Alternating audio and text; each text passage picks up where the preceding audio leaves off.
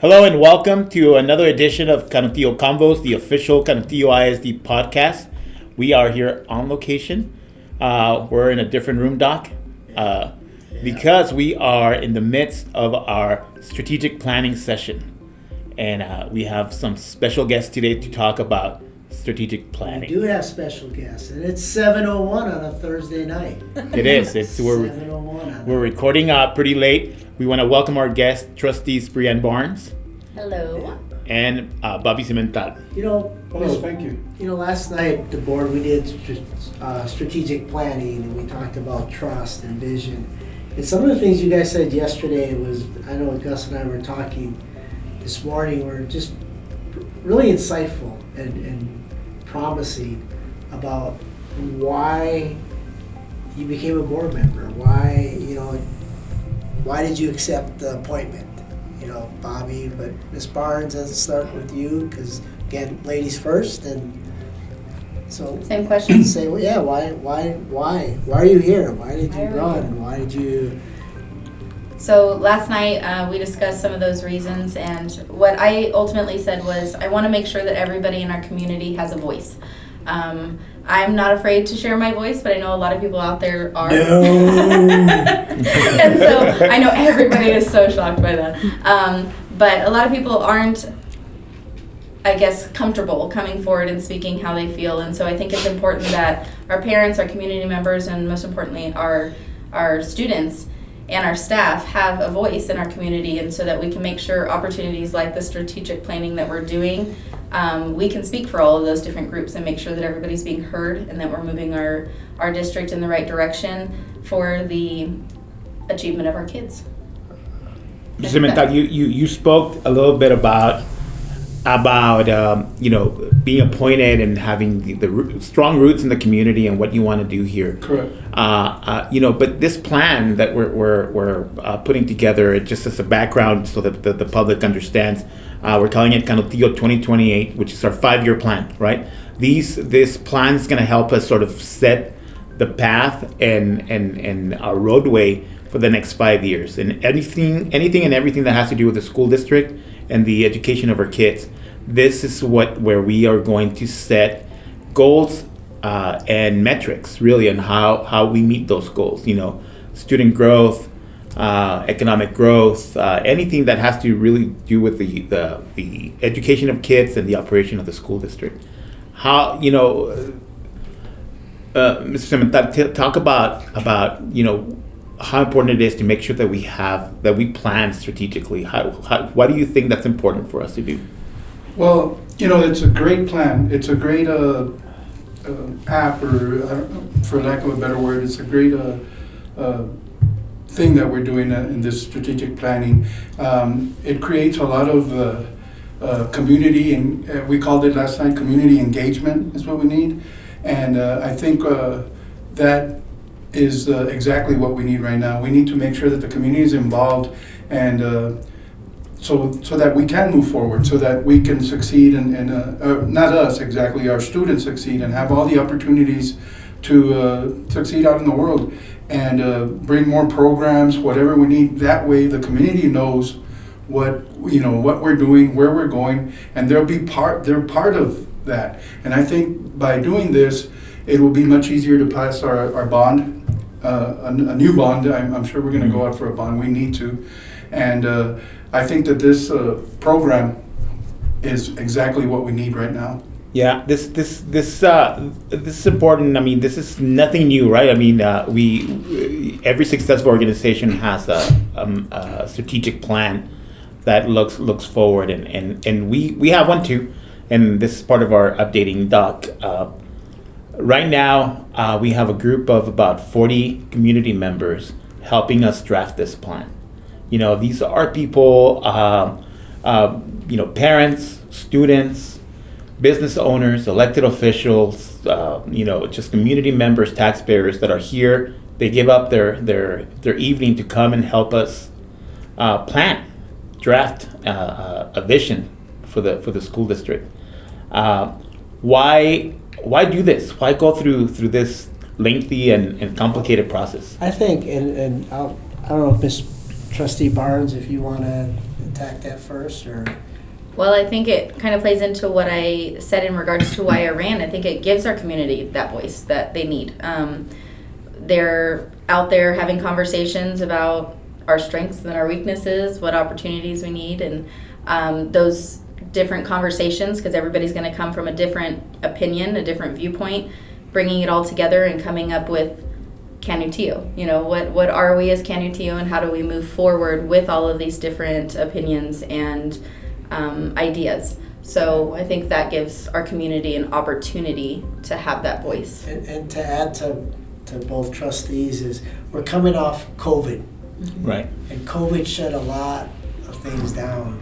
COVID, and again, and maybe that was part of the lack of bond planning on my part, because we were trying to, get our facilities, but now we get an opportunity to stop, listen, learn, what people, different perspectives, what they want to, what they want, where we should be, where we want to go. And how we get there. And how to get there. Yeah. And now when we want to, potentially if we go for a bond or not, but we have a plan on what we want. I know last night we talked about, the board is like the strategic 50,000 and the airlines, and they're like the air traffic control. Air traffic control, yeah, that was They're great. telling us where we want to go. Like, does the board want to go to Austin? Or do they want to go to Washington? Do they want to go to Hawaii? Do they want to, maybe they want to go to all 4 destinations. Well, then now we're going to need more resources, and we're going to need, and then, again, they're elected officials, they're trustees, Yes. not represented, they're trustees of all our kids. And so, this plan, and Doug, you and I have spoken about this.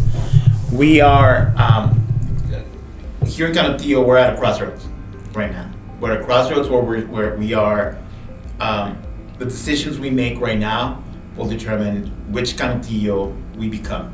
Are we going to become a powerful suburban school district, that is, a powerhouse in academics, extracurricular, athletics, fine arts? Is that where we want to go? Or do we go in a different direction, right? I mean, based on support from the public and all these other factors, where do we go? This plan's going to help us determine that. We're hearing from all sorts of stakeholders in the district, and they're really representative of the entire community of Canutillo. They're going to tell us where they want to go. They're going to tell us which district they want to see in the next 5, 10, 15, 20 years. If Mr. Simental, you grew up in this community, and you've seen the district come from a rural sort of setting, that little sleepy Canutillo that nobody really thought about, to really a powerful school district that's up and coming, that has a seat at the table, and it's making waves throughout the state. What's next, right? Exactly. And that's what this is going to help us do. It is. It's a great exercise, especially with the community, because it doesn't just give us a plan. It helps in team building. It helps, your everybody else that's in the community and what they're thinking, and maybe that team building will. That way we can all be together. Once we're all together, then we can do great things. This district has nowhere to go but up, and that's one of the main reasons I'm here. I want to make sure that this district is the best there is, period. Ms. Barnes, we asked trustees to give us names of stakeholders to come in and help us craft this plan. What was your approach as you determined which members you recommended for this group? So I wanted to make sure that we heard from people that we don't usually hear from. So, I mean, I had lots of people that we see at our board meetings and everything else, but we hear from them. So who else don't we hear from? So I reached out to some people. I have a gentleman from Westway who I feel like brings in that Westway perspective. And I think he has a lot he's very well known in the community, so he has a lot to bring, I think, to the table. I brought in some clergy members because I want to make sure that they're being heard, and some of the clergy members who are here have kids in our district too, so they're kind of double dipping there, I guess, in regards to their title. And then I actually brought in a community member who has had a child in the district. His daughter graduated from the high school, and then they have chosen to take their second child out of the district, and they have him in a private school. So I think he brings in a perspective of why are we losing kids to different schools or whatever the case may be, and what can we do to improve to make sure that the people who live in our district want to stay here. So that was really kind of my plan behind who I invited, to make sure that all those voices are heard. And Doug, that's precisely sort of the diversity and voices that we wanted, right? We have students from both high schools here representing the student voice. We have teachers here, principals. We have obviously parents. We have business owners, and the bulk of the people that are here are people that haven't traditionally been, with us in any other form. They haven't served in committees. They haven't served in anything else. We want to make sure that we have fresh voices. Given some of the struggles and some of the challenges we've had just recently in bond elections and public support, we want to make sure we're tapping into new populations. How important is it to you to get these diverse voices in there? Well, it is, because that's what this country was built upon. This country is built upon different perspectives, different ideas, different, it's not your idea, it's not mine idea, it's our idea. How do we collectively bring our viewpoints together to make it better, because again, all this is for kids, right. Student success, every classroom, every day. And so, and even for myself, it's hard. It really is for me, and I'm gonna be, if this is Oprah Winfrey. Are we gonna make you cry, Doc, or what? No, but it's hard, because it's hard to listen to, because you get stuck on that one, like we all hear, right? You get that one negative. You get 99 and how great you are, but just that one negative, you're so what? And then but it's really allowing for me in the district to be vulnerable. Yes. To listen to different opinions, no matter how far this or how far that, or but to really listen. Okay, now how can we use that different perspective to add to our ideas and philosophy And this is the first step and the first meeting of several meetings we're going to have for the strategic plan. And the end result will be a published plan that we'll share with obviously the members of Canutillo so they can see it. It's going to have our mission, vision, and our belief statements, coupled with metrics, right? With way to measure how successful we are. And the public will be able to monitor and see how we're doing. The board will be able to receive reports from staff on updates rather, and sort of a report card of how we're meeting those goals. Are we hitting those goals?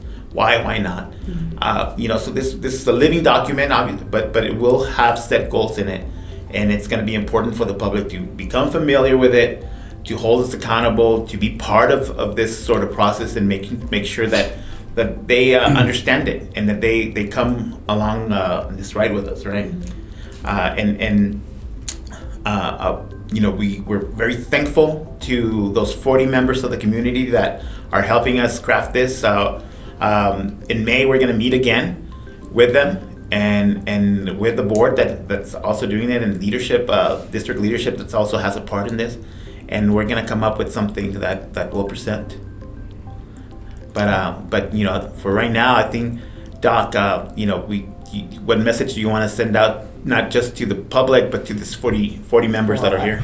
It's our message. So again, we were talking about being uniform as a board. So I want because you guys are you guys are the flight. You're the air traffic. You say, Air traffic controller. you know, where do you want us to go? What message do you want the community to hear from us? Myself, I'm looking forward to see what plan we come up with with all the community and everybody together. I'm looking forward to see what plan we come up with and how we achieve it and how we get there. Because it's easy for us to outline exactly what we need. We need this, and this to be successful.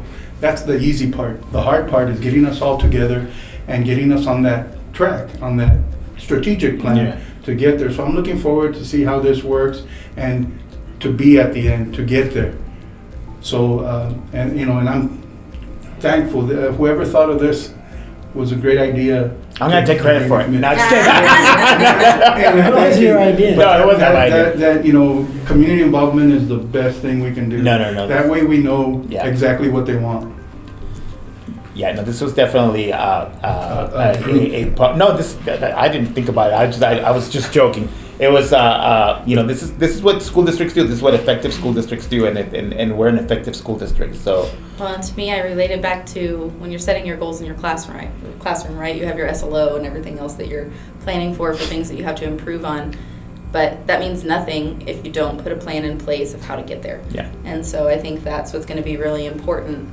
We don't want to just have a goal in mind and then 5 years down the road go, man, we did nothing to meet that goal. Yeah. We want to have a goal and then have a plan in mind in order to reach. And we want to have meaningful goals. Absolutely. I think a lot of times the challenge is to create goals that are going to be challenging to us. Mm-hmm. It'll be easy to set a low bar, right? But we want to make sure we hit a goal that is achievable, but yet challenging. Right. Yeah, it has to be high expectations. Yeah, it has to be tangible. Mm-hmm. Yeah. It can't just be. We can't say all love each other. Yeah. It's all our kids. Well, what does that mean? Yeah, or we can also say like every single one of our kids is going to Harvard, right? I mean, we just can't. We can't say that, right? Because we know that's not attainable. It's just impossible, right? But we can set reachable goals that are challenging, that set high standards, but at the same time, we can reach. We can achieve. Just like our teachers do in the classroom every day. Yeah, every day. Mm-hmm. Every day. Every day, every classroom. Well, Ms. Barnes, Ms. Simental, thank you so much for joining us for this edition. And to the public, we'll make sure to update you as soon as this is ready. When's our school board meeting? May 23rd. May 23rd, yes. Well, we have one. And that's the day that we're also going to be hearing from, we're going to be getting an update on this one. On this one, yeah. Great. So May 23rd, school board, be there or be square. Do they still say that? Be square. You do. I do. You're showing your age. You say that to aye. All right, see you guys. Thank you so much for joining us. We'll see you next week. Bye. Thank you. Bye-bye. Bye. Thank you all.